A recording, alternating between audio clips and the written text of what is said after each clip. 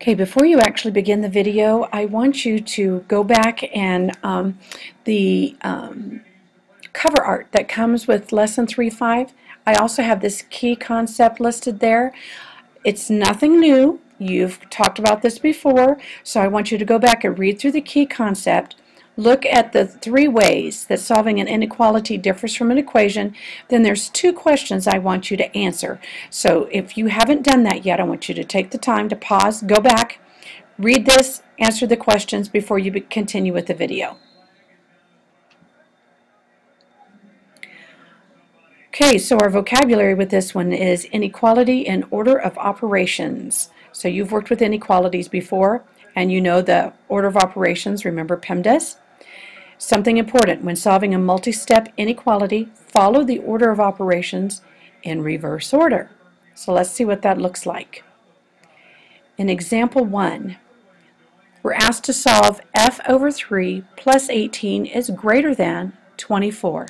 And we're also to graph the solution on a number line. So what does it mean when we graph the solution? Did you get that question right? That means that every one of these is a solution to that inequality. Every one of these numbers that's shaded. So let's use the inverse operations to solve. So we're going to subtract 18 from both sides. Then because we're dividing by 3, the inverse operation means to multiply. So we multiply both sides by 3. So f is greater than 18. This doesn't have or equal to, so it's going to be an open circle on the 18, and it's greater than, so we're going to shade to the right.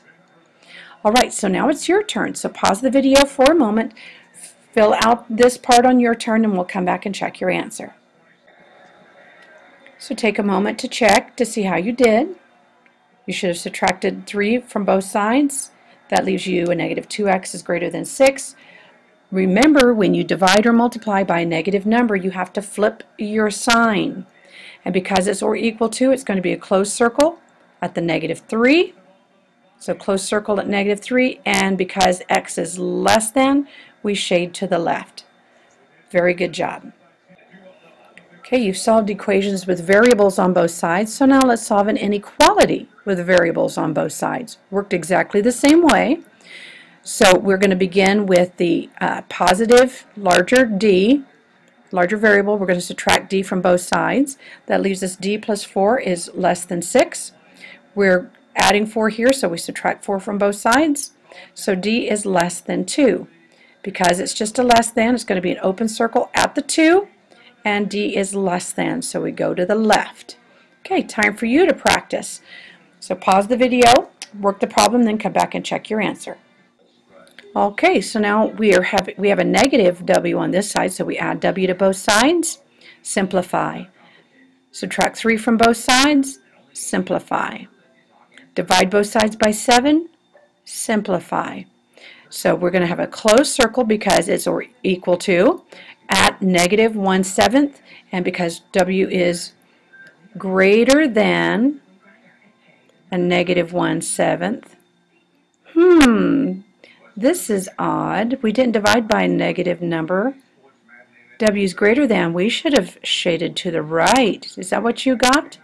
We should have a closed circle at negative 1/7, and we should have shaded to the right. Books aren't always right, are they?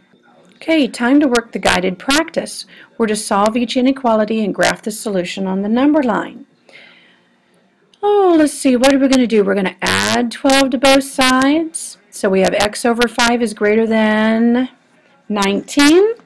Then we're going to multiply both sides by 5. That's going to give us x is greater than 95. We have an open circle on 95, and the arrow is going to go right. So let's see what that's going to look like. So does your graph look like this? An open circle on the 95 and greater than. Well, they got this one right. Okay, let's practice with another one. We have 4 plus 6y is greater than 40. So pause for a moment and graph to solve this one and graph it. Then we'll come back and check your answer. We divide both sides by positive 6, so we don't flip our sign. We have an open circle at the 6, and we're going to the right because it's greater than. Excellent job. Time for a little more step-by-step practice. We've got variables on both sides. I would start, because our variable, our larger one, is negative, I'd start by adding 12t to both sides. That's just me personally. So why don't you work this one and then come back and check your answer. So they added 10t to both sides, but it doesn't matter, whichever you see. I just always like to keep my variable positive, because when they're going to end up dividing by -2, it's going to flip the sign. So you have to remember to do that. So we have an open circle at a -6.5, and because t is less than -6.5, the arrow is going to go to the left. Here's a chance for us to practice a little bit more. Don't forget to flip your symbol if it's needed. Not saying necessarily in 4 and 5 it would be needed, but don't forget to do that. Okay, so we subtracted 7n from both sides, subtract 48 from both sides, divide both sides by -27, so we're dividing by a negative, means we have to flip our sign. So we have a closed circle, add a 2, and because n is greater than, we're going to the right, and that's what your graph should look like. Very good. Another chance to practice. We've got variables on both sides. We have or equal to, so we're going to have an open or closed circle on this one. So solve this one, write your steps. What is it you're doing step by step? Graph your solution and come back and check your answer.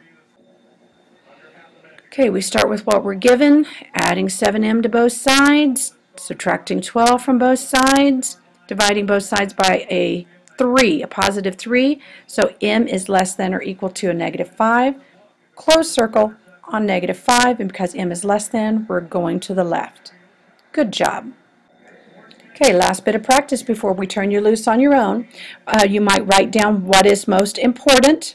So the key words in here, you've been given an equation, so solve it. Tell me what steps you're using and how you're going to solve the problem, what your answer is, and how you checked your answer. Then you'll come back and check to see how you did.